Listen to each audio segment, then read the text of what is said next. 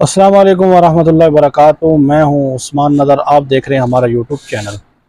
आज आपको मैं बताने जा रहा हूं कि इंसान की ज़िंदगी के सबसे अहम और इब्तदाई मसाइल कौन से हैं और उन मसाइल में हमने क्या किरदार अदा किया और हमारे हुक्मरानों ने क्या किरदार अदा किया। उसके अलावा जो कंडीशन चल रही है, जो अब नैब की तरफ से नोटिस जारी हुए, उनमें सबसे बड़ा चोर कौन साबित हुआ और हमारे मुल्क के सरमाए को सबसे ज़्यादा नुकसान किसने पहुंचाया और सबसे ज़्यादा कौन चोरी करके ले गया। ये सारी डिटेल इस वीडियो में आपके साथ शेयर करूंगा।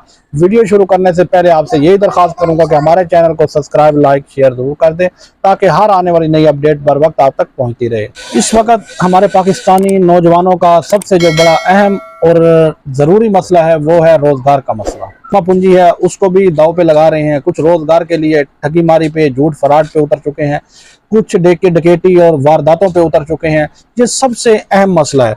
रिज़्क़ माश और फ़िक्र माश, ये मसला जो है इंसान के ईमान के बाद, सेहत के बाद, जो तालीम हासिल करने के बाद जो जिम्मेदारियां पड़ती हैं, उसके बाद सबसे जो अहम मसला दरपेश आता है नौजवान के लिए, वो फ़िक्र माश का होता है। अल्लाह पाक मेरी दुआ है किसी को फ़िक्र माश पे मुब्तला ना करे और सबको आसानी वाला रिज़्क़ अता फरमाए। अफसोसनाक जो बात है वो ये है कि हम जब से भी पले बड़े और होश संभाला और भी हम गए, किसी ने हमें इस फिक्र से निजात का नुस्खा नहीं बताया, नजात का जरिया नहीं बताया, नजात का तरीका नहीं बताया कि फ़िक्र माश को हमने कैसे कवर करना है और इससे कैसे निकलना है। ये ज़िंदगी का बहुत ही अहम और बहुत ही बड़ा मसला है। इससे निकलने का किसी ने हमें कोई सबक नहीं दिया और सब ने यही कहा कि यहाँ से डिग्री ले लो ये हो जाएगा, यहाँ से ले लो ये हो जाएगा, वहाँ से डिग्री ले लोगे तो ये हो जाएगा। बस डिग्रियों पर ही हमें तोलते और उछालते रहे और सब ने कहा, सब अपना चूरन बेचते रहे।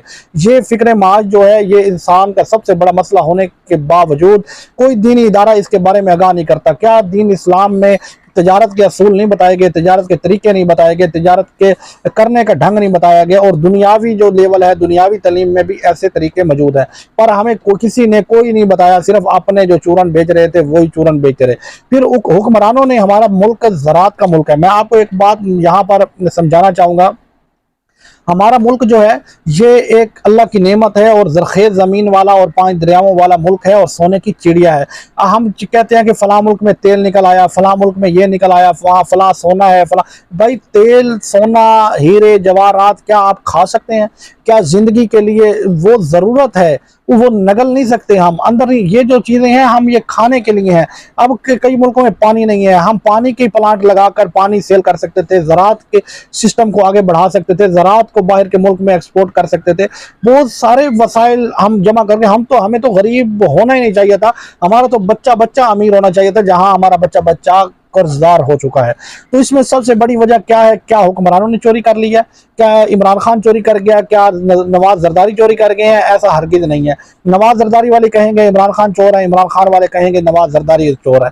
तो मेरे भाइयों, वो चोर नहीं है, चोर हम हो चुके हैं। हम चोर हैं, हम फराडी हैं, हम धोखेबाज हैं, सबसे बड़े चोर हम हैं।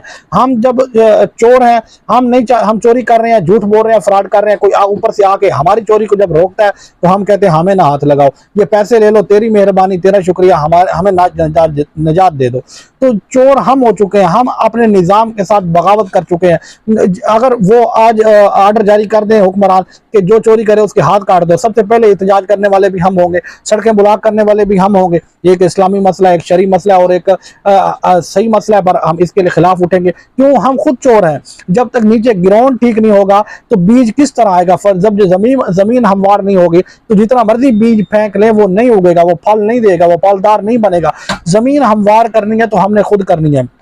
हम अपनी इस्लाह करें, अपने आप को देखें कि हम कितने बड़े चोर हैं, कितने बड़े झूठी हैं, और अपनी ईमानदारी को ज़हर करें, साबित करें, और साबित करने के लिए जहां तक अपने नुकसान हो सकते हैं नुकसान करें, जहां तक अपना डूब सकता है डुबोएं, फिर उसके बाद अपने आप को ज़हर करें, फिर एक कौम को तैयार करें, आपस में इत्तफाक, मोहब्बत, प्यार पैदा करें, लालच, हिर्स और हवस से बाहर निकलें, खुद गर्जी से बाहर निकलें। साथ पड़ोस में कोई मर रहा हो तो हम खुद गर्जी में डूबे होते हैं, मरता है तो उनका मरता है, हमें क्या चल लगा?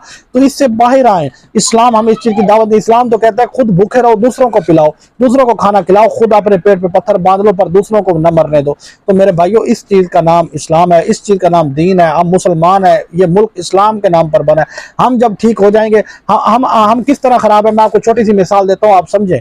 हम 75-76 सालों में अपना ईमानदार नेक हुक्मरान नहीं ला सके। ہم کتنے ضعیف اور کمتر لوگ ہیں اور کتنے جاہل لوگ ہیں کہ ہم اپنا ایماندار حکمران نہیں بنا سکے۔ اس لیے سب پاکستانیوں سے میں ہاتھ جوڑ کر گزارش کرتا ہوں کہ خدارا اس خود غرضی سے باہر آئیں، اس مفاد پرستی سے باہر آئیں۔ امیر ہونے کے چکر میں اپنا سب کچھ گوا دینے، ملک تک اجاڑ دینے کے چکر میں، اپنے آپ کو امیر کرنے میں ملک تک اجاڑ چکے ہو۔ اپنے آپ کو ہموار کرو، اپنے آپ کو سچا پکا مسلمان بناؤ، نام کا نہیں کام کا مسلمان بناؤ۔